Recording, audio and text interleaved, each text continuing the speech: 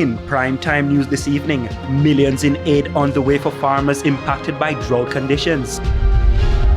Operators of Western Hotel implementing climate-smart measures amid frequent water issues. And normalcy returning to JUTC route after strike action by disgruntled drivers.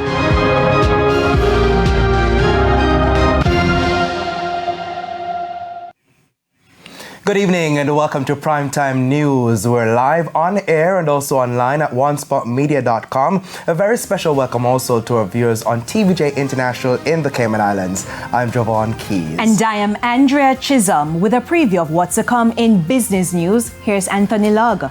Well, thanks, Andrea. Well, although the economic outlook for the region is encouraging, 4 years later, the impact of the COVID-19 pandemic is still affecting smaller economies. The details of this and more in business news.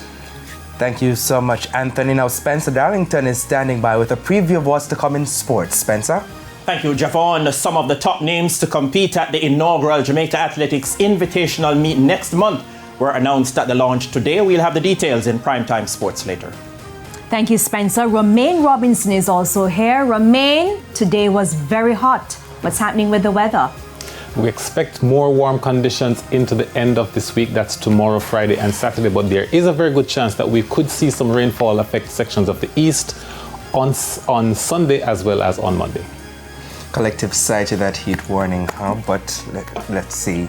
There's also sports commentary and E-Prime in this newscast, but before the break, the feedback question. This evening we're asking, what would be your advice to the police on how to cope with the stress due to their job?